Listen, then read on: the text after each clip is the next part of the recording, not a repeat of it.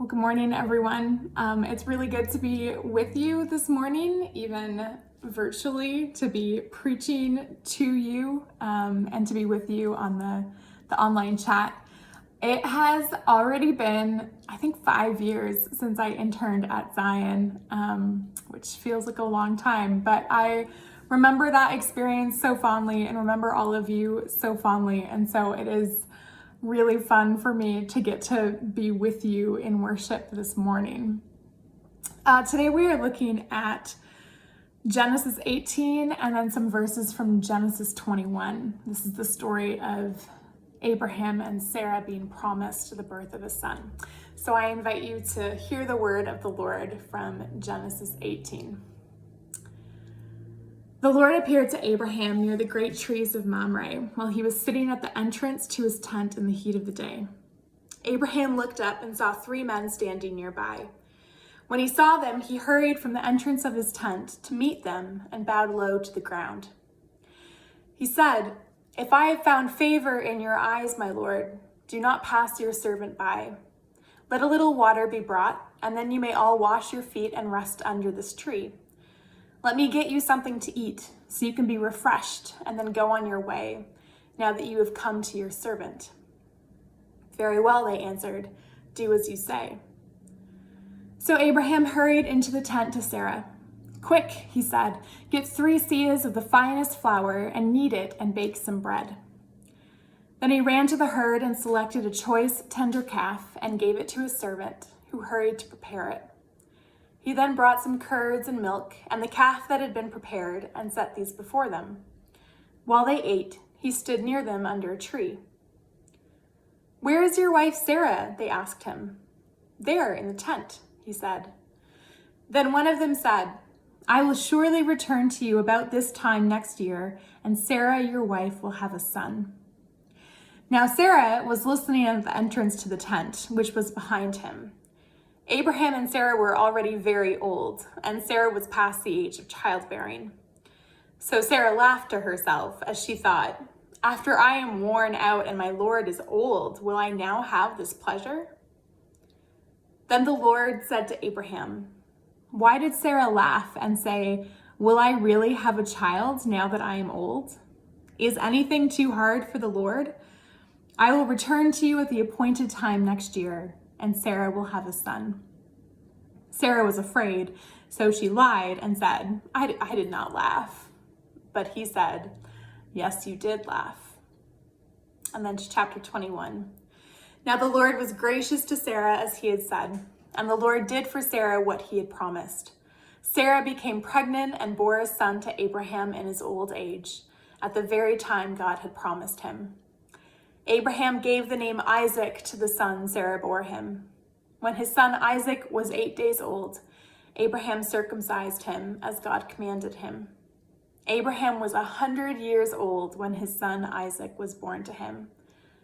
Sarah said, "God has brought me laughter, and everyone who hears about this will laugh with me." And she added, "Who would have said to Abraham that Sarah would nurse children? Yet I have borne him a son in his old age." This is the word of the Lord. Thanks be to God. So if I'm Sarah at the beginning of this story, I'm pretty cynical, I think, at this point in life. Not a lot has come through for Sarah.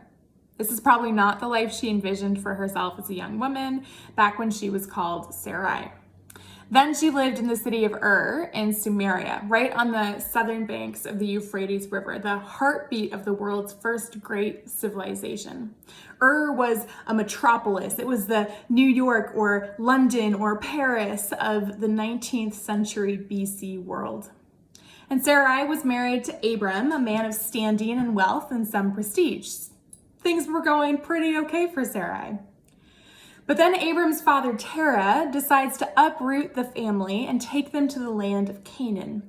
And for whatever reason, they decide to go north instead of west, which would be the direction of Canaan. And they travel north along the Euphrates River to the city of Haran, a journey of some 600 miles. And they live there for quite some time, almost a lifetime, in fact. And then Abram comes into the living room one night and says that God told him they were to go south to the land I will show you. They don't even know ultimately where they're going. God also tells them at this point that he will make them into a great nation and will bless them, which is a little hard for Sarai to believe. After all, Abram is now 75 years old and Sarai is no spring chicken herself. But off they go, traveling the 400 miles to Shechem, where God tells Abram to build an altar. And then they had 20 miles to Bethel, where Abram builds another altar. And they might have stayed there, only there was a famine in the land. And so Abram packs everything and everyone up again and heads another 225 miles to Egypt, where things aren't quite so dire. Only things become decently dire for Sarai because Abram, anticipating that Pharaoh will want his beautiful wife as his own, instead of trying to protect Sarai, tells her to pretend to be Abram's sister so that he wouldn't be killed when Pharaoh's officials come calling. When Sarai is indeed taken, far from being killed, Abram gets presents in return for his wife in disguise. Great for Abram, less great for Sarai. Thankfully, God intervenes and inflicts diseases on Pharaoh and his household, who then reprimands Abram for tricking him and sends Abram and Sarai on their way. I imagine the reunion between husband and wife was a little bit frosty. So back they head to Bethel, where they part ways with Lot, Abram's nephew, who heads to the area of Sodom and Gomorrah, while Abram heads to Mamre, where God once again promises Abram that his offspring will be so numerous as to be uncountable. This doesn't happen, though. I mean, how could this happen? Abram and Sarai are geriatrics. Of course they can't have a child. So Sarai tells Abram to sleep with her servant Hagar and thus produce an heir to try and make God's promises come true. Only, surprise, surprise, when Hagar finds out she's pregnant, she starts resenting Sarai, which leads Sarai to act out against Hagar, which leads Hagar to run away into the desert until God goes after her and tells her to return, which she does, and she gives birth to Ishmael when Abram is 86 years old, 11 years after God's initial promise. But at least now there's a kid in the picture.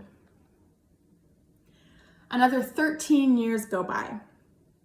And then God shows up again to Abram, tells him to start calling himself Abraham, and again promises that he is going to be the father of many nations, but not through Hagar and Ishmael, but through a son born to Sarai, who God now says should be called Sarah, and who is now 90 years old, which is ludicrous. So yeah, at the time of our story, Sarah is probably a little bit cynical about life and tired, and maybe feels a bit like a failure, and maybe feels a bit like God has failed her. Hardly surprising then that when she overhears one of the three visitors, who's actually the Lord, tell Abraham that he and Sarah are going to have a son, that Sarah snorts with laughter. A laugh of incredulity. A laugh colored by years of hardship. A laugh of a woman resigned to disappointment. A laugh of bitterness, maybe even scoffing. How can I have a child? How can this happen to me for Abraham now? We know what that laugh sounds like, don't we? We have heard it in our loved ones. We've heard it come from our own mouths. The laugh of disappointment, of doubt, of disbelief, of incredulity at God's promises. I will never leave nor forsake you. Okay, then why haven't I heard your voice in so long? I will be your shield.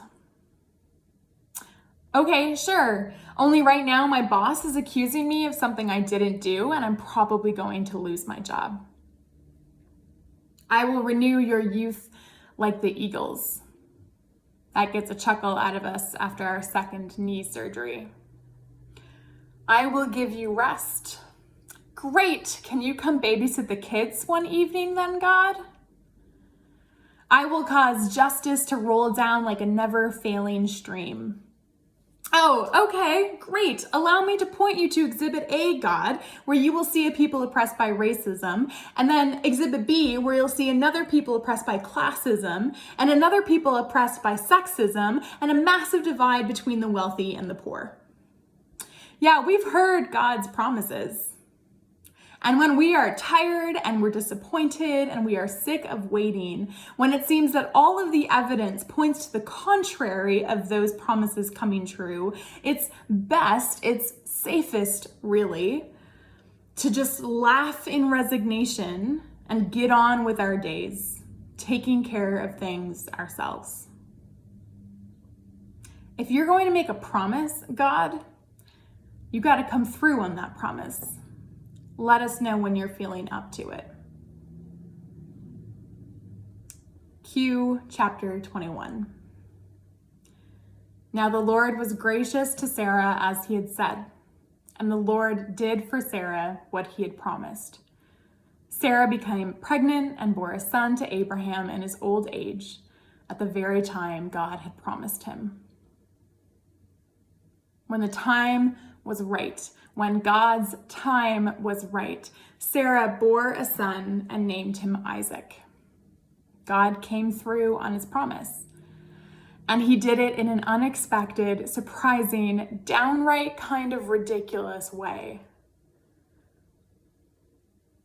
A way that in the end left Sarah with all of her cynicism and disappointment and despair, instead filled with a laughter of joy and delight, because God had worked a miracle. The scholar Walter Brueggemann says that there are basically only 3 miracles in the whole Bible: creation out of nothing, justification by faith, and the resurrection from the dead. And all 3 of them, he says, are in the story of Abraham and Sarah. In this story, we see clearly the miracle of creation out of nothing, a child from a barren womb. God worked a miracle in the lives of Abraham and Sarah, reminding them that their story isn't up to them, isn't left to them. They don't have to carry the weight, the burden of God's promises and try and make them come true. Only wait in faith for God to make them laugh. Frederick Buechner loves the story of Abraham and Sarah. He writes about them a lot. It's hard to find the best line that he writes about them, but one of my personal favorites is his opening line introducing Abraham in the book Peculiar Treasures, where he writes, "If a schlemiel is a person who goes through life spilling soup on people, and a schlemazel is the one it keeps getting spilled on, then Abraham was a schlemazel." I think we could say the same about Sarah. But the reason Buechner loves this story is because of its hilarity, its surprise factor, what it says about Abraham and Sarah's God, about our God. In the book Beyond Words, Buechner writes, "A good joke is one that catches you by surprise, like God's, for instance. Who would have guessed that Israel, of all nations, would be the one God picked? Or that Sarah would have Isaac at the age of 90, or the Messiah would turn up in a manger? The laugh in each case results from astonished delight, the sheer unexpectedness of the thing. Satan's jokes," he goes on. "Satan's jokes, on the other hand, you can usually spot a mile off. As soon as the serpent came slithering up to Adam and Eve, almost anybody could tell that the laugh was going to be on them. That a person as blameless, upright, and well-heeled as Job was bound to have the rug pulled out from under him before he was through. That Faust, being Faust, was sure to be conned out of his soul, and so on. In the last analysis, though, the only one who gets much of a kick out of Satan's jokes is Satan himself. With God's, however, even the most hardened cynics and bitterest pessimists have a hard time repressing an occasional smile. When God really gets going, even the morning stars burst into singing, and all the sons of God shout for joy. There's no denying for Buechner, for Abraham and Sarah, for us, that even in a world where God is in control, we have evil to contend with. Satan still seeks to wreak whatever havoc he can, create unrest and tension, lead us into bitterness and disappointment, convince us that God must have given up on us, so we should probably just give up on God. But that, says Buechner, is to be expected. That's a playbook we've read time and time again. That's old news. What's new, what's surprising, what's exciting, what is hopeful is the way God interrupts that despair with delight, with laughter. Maybe not exactly when we want him to, and not always according to our plans or our hopes, but in God's perfect timing, in God's perfect manner, with a grin on his face and a twinkle in his eye.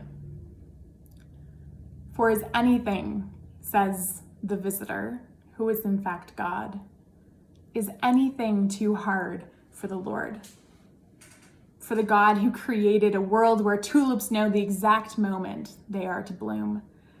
For the God who parted the Red Sea, the God who washed the spots off the leper.